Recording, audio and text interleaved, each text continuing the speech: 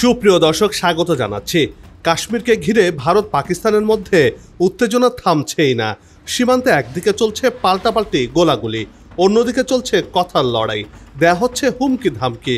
বর্তমানে ভারত পাকিস্তানের মধ্যে যুদ্ধ হয় হয় ভাব বিরাজ করছে। কেউ কাউকে ছাড় দিতে নারাজ। প্রশ্ন হচ্ছে, কে কিভাবে যুদ্ধের প্রস্তুতি নিচ্ছে?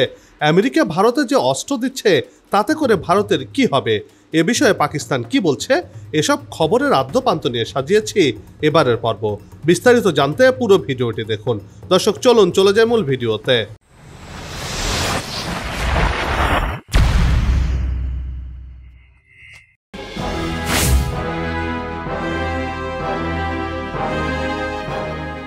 দক্ষিণ এশিয়ার দুই দাগ কুমড়ো প্রতিবেশী ভারত পাকিস্তান, এর মাঝে গেল 22 এপ্রিল কাশ্মীরের পেহেলগামের ঘটনা যেন আগুনে ঘি ঢেলে দেওয়ার মতো পরিস্থিতি তৈরি করেছে। দুই দেশের সম্পর্ক এখন একদম তলানিতে ঠেকেছে। উভয় দেশ পাল্টাপাল্টি পদক্ষেপ গ্রহণ করছে। সীমান্তে বাড়াচ্ছে সেনা সংখ্যা, যুদ্ধ সরঞ্জামও প্রস্তুত করা হচ্ছে সেনা, নৌ, বিমান বাহিনীকেও। সেই সাথে দুই দেশেরই চলছে কথার লড়াই। পরিস্থিতি এখন এমন পর্যায়ে পৌঁছেছে যে মনে হচ্ছে এই বুঝি ভারত পাকিস্তান যুদ্ধ বেঁধেই গেল।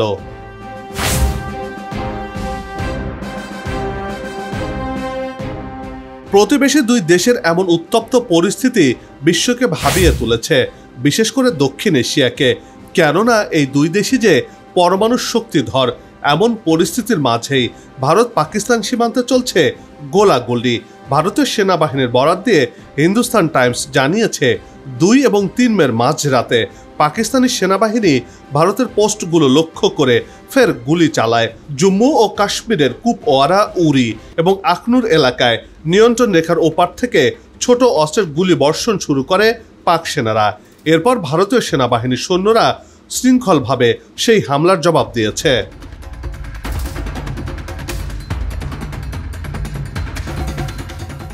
গোলাগুলির এমন ঘটনার মধ্যেই সীমান্ত নিয়ে নতুন খবর দিয়েছে ভারত। ভারতের রাজস্থান আন্তর্জাতিক সীমান্ত এলাকা থেকে এক পাকিস্তানি রেঞ্জারকে আটক করেছে ভারতের সীমান্ত রক্ষা বাহিনী বা বিএসএফ। 3 মে পাকিস্তানি রেঞ্জার আন্তর্জাতিক সীমান্ত লঙ্ঘন করার অভিযোগে তাকে আটক করে বিএসএফ। আটক পাকিস্তানি রেঞ্জারের পরিচয় এখনো প্রকাশ করেনি ভারত।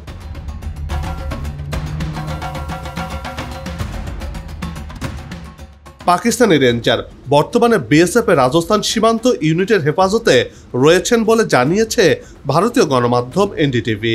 এর আগে 23 এপ্রিল পাঞ্জাবের পিরোজপুর সেক্টরে কৃষকের নিরাপত্তা দিতে গিয়ে ভুলক্রমে সীমান্ত অতিক্রম করলে বিএসএফ কনস্টেবল পূর্ণম কুমার সাহুকে আটক করে পাকিস্তান রেঞ্জাররা। সেই ঘটনার পাল্টা প্রতিক্রিয়ায় এবার পাকিস্তানি রেঞ্জার ধরা পড়লেন ভারতের হাতে।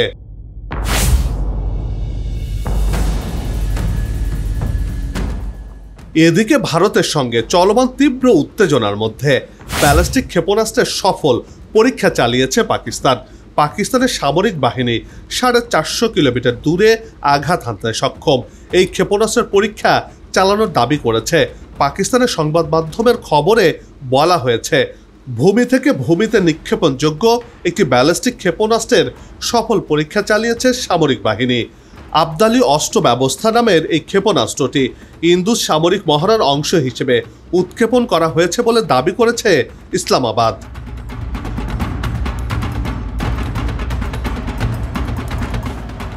পাকিস্তানের আন্তঃবাহিনী জনসংযোগ দপ্তর বা আইএসপিআর জানিয়েছে, এই উৎক্ষেপণের লক্ষ্য ছিল সেনাদের অপারেশনাল প্রস্তুতি নিশ্চিত করা, পাশাপাশি ক্ষেপণাস্ত্রের উন্নত নেভিগেশন সিস্টেম এবং উন্নত ম্যানুভারেবিলিটি বৈশিষ্ট্যসমূহ গুরুত্বপূর্ণ প্রযুক্তিগত সক্ষমতা যাচাই করা। একাধিক সূত্রের বরাত দিয়ে এনডিটিভির প্রতিবেদনে বলা হয়েছে, প্রতিবেশী দেশের এমন ক্ষেপণাস্ত্র পরীক্ষাকে গুরুতর উস্কানি হিসেবে বিবেচনা করতে পারে ভারত। তবে ইসলামাবাদ বলছে, সামরিক বাহিনীর অপারেশনাল প্রস্তুতি যাচাই এবং ক্ষেপণাস্ত্রের উন্নত নেভিগেশন সিস্টেম ও অন্যান্য কারিগরি সক্ষমতা প্রমাণ করাই ছিল AWS ক্ষেপণাস্ত্র উৎক্ষেপণের মূল উদ্দেশ্য।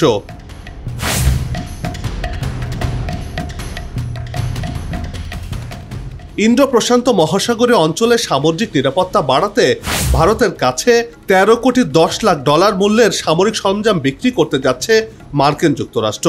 এ সংক্রান্ত একটি ফাইল অনুমোদনও দিয়েছে যুক্তরাষ্ট্রের পররাষ্ট্র দপ্তর।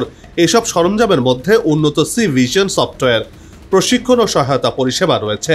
ভারতীয় বার্তা সংস্থা ANI জানিয়েছে, মার্কিন পররাষ্ট্র দপ্তর শুক্রবার সামাজিক যোগাযোগ মাধ্যম এক্সে একটি পোস্টের মাধ্যমে বিষয়টি জানিয়েছে।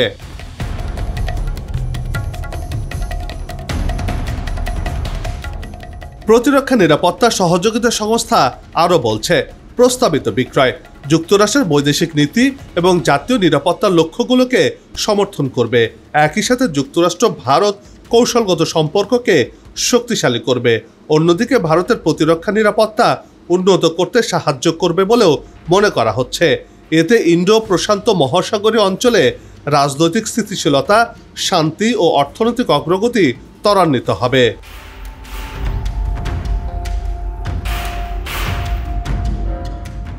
এদিকে মার্কিন পররাষ্ট্র দপ্তর এক বিবৃতিতে বলেছে, এসব সামরিক সরঞ্জাম ভারতের জন্য তার সমুদ্র সীমায় বর্তমান ও ভবিষ্যৎ হুমকি মোকাবেলার জন্য সহায়ক হবে। ভারতের নৌবাহিনীর সচেতনতা, বিশ্লেষণ ক্ষমতা এবং কৌশলগত অবস্থান আরও শক্তিশালী করার ক্ষেত্রেও ভূমিকা রাখতে পারে সি ভিশন সফটওয়্যার। নিজেদের সামরিক বহরে সি ভিশন এবং এর আনুষঙ্গিক উপকরণকে যুক্ত করতে ভারতকে কোনো সমস্যা পোহাতে হবে না এবং এই সফটওয়্যার দক্ষিণ এশিয়ার মৌলিক সামরিক ভারসাম্যের ক্ষেত্রে কোনো পরিবর্তন ঘটাবে না বলেই মনে করছে মার্কিন যুক্তরাষ্ট্র।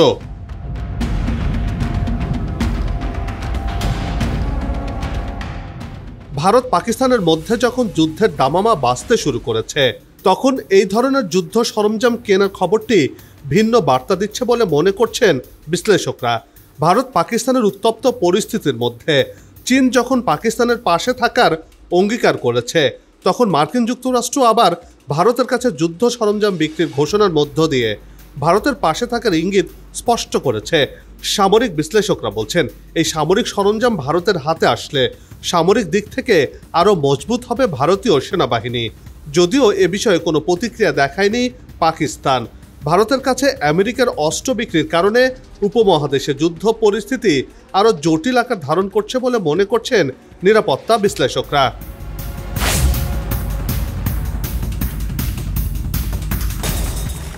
এদিকে ভারতও ছেড়ে কথা বলতে নারাজ।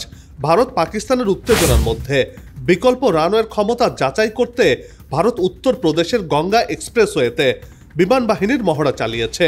হিন্দুস্তান টাইমস জানিয়েছে, শুক্রবারের মহড়ায় বিমান বাহিনীর রাফায়েল থেকে জাগুয়ার সব ধরনের যুদ্ধ বিমানই অংশ নিয়েছে। ANI জানিয়েছে, জাতীয় আপৎকালীন পরিস্থিতি বা যুদ্ধ পরিস্থিতিতে এই এক্সপ্রেসওয়ে বিকল্প রানওয়ে হিসেবে ব্যবহার করার ক্ষমতা যাচাই করতেই এই মহড়া চালানো হয়েছে।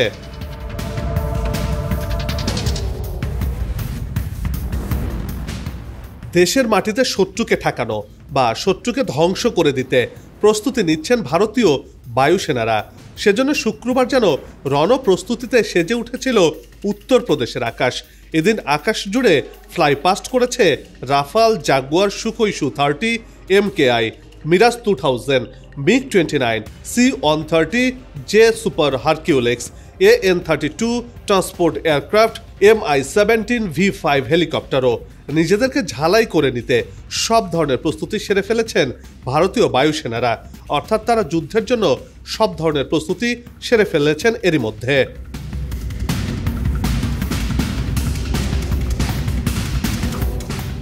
ভারতের নৌবাহিনী আরব সাগরে এন্টি মিসাইল পরীক্ষা চালিয়েছে।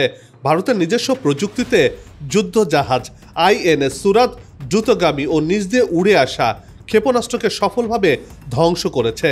স্থলপথে শত্রু সাঁজোয়া গাড়ি ধ্বংসে সফল ক্ষেপণাস্ত্র পরীক্ষা চালিয়েছে ভারতের সেনাবাহিনীও।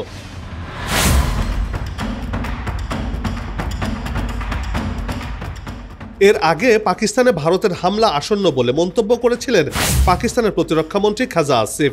কাশ্মীরের ঘটনাকে কেন্দ্র করে পাকিস্তানের বিরুদ্ধে ভারতের হুমকি ধামকি বাড়ছে। পাকিস্তানের সামরিক বাহিনী ভারতীয় হামলার সম্ভাবনা সম্পর্কে ভারতকে অবহিতও করেছে। পাকিস্তানের অস্তিত্বের জন্য প্রত্যক্ষ কোনো হুমকি তৈরি হলেই পারমাণবিক অস্ত্রের ভান্ডার ব্যবহার করা হবে বলে হুঁশিয়ারি দিয়েছিলেন খাজা আসিফ।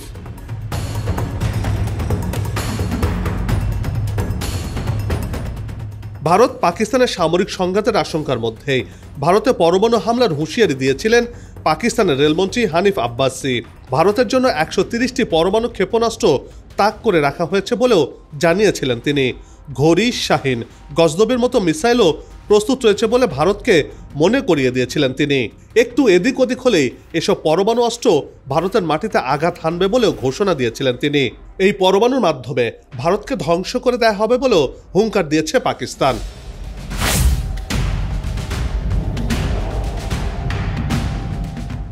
সব সম্ভাব্য বিপর্যয় ও পরিণতির কথা বিবেচনা করে বিশ্ব সম্প্রদায়কে ইসলামাবাদ ও দিল্লির ওপর সক্রিয় হস্তক্ষেপ, কূটনৈতিক ও অর্থনৈতিক প্রভাবকে কাজে লাগাতে হবে।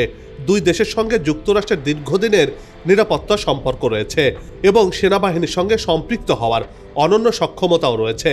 দুই দেশের মধ্যকার যুদ্ধংদেহী কথাবার্তা থামাতে চীনেরও গুরুত্বপূর্ণ ভূমিকা রাখার সুযোগ রয়েছে, কেননা চীন পাকিস্তানের ঘনিষ্ঠ মিত্র। আবার ভারতের সঙ্গে তার অর্থনৈতিক সম্পর্ক দিন দিন বাড়ছে।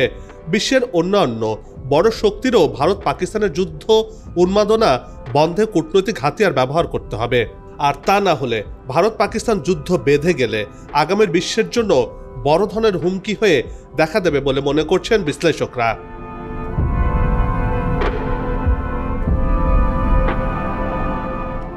বন্ধ হোক যুদ্ধ, বিগ্রহ, হানাহানি, শান্তিময় হোক বিশ্ব, এমন প্রত্যাশা রেখে এই পর্ব থেকে বিদায় নিচ্ছি।